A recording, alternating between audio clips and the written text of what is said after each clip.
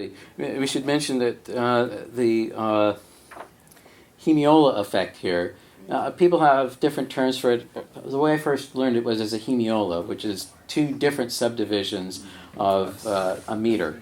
And just taking a moment on that, there's two simple ways to divide 6, 3 plus 3, and 2 plus 2 plus 2. And that's the characteristic rhythm of this song, is to have both. And it's interesting to see that it's a typical Broadway accompaniment of offbeats, but what's the offbeat changes. So there's something kind of cool happening in the accompaniment pattern. And he's done that all the way through.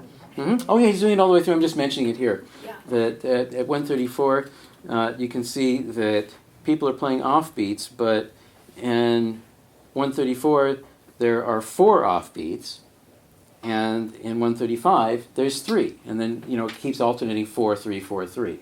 So that's a way of keeping things interesting. Well, bowings is for orchestral musicians is always a big deal. Mm-hmm. What I prefer is composers to write what they want to hear, and then let the string players figure out how they're going to make it happen. So they may have to add a bow here and there, or take away here and there, adjust it so that it works. But just from an oral perspective, I would suggest that a composer write what they would like to hear, or how they would like the notes articulated.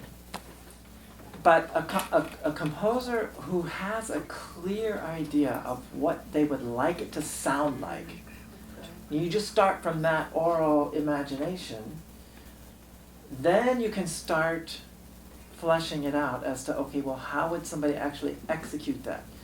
So there are a million ways of writing articulations. A dot doesn't mean a dot, and then of course there's the wedges or chiles, and then there's the dot under a slur, and there's the accent, there's the marcato, there's the spiccato, there's the, but there's also really a huge amount of skill in playing second violin, because you have to know when to get out of the way and when to, and at a drop of a hat, you have to be a soloist, and then the next out, and it's a wonderful art. You're in the middle of the orchestra where you hear everything.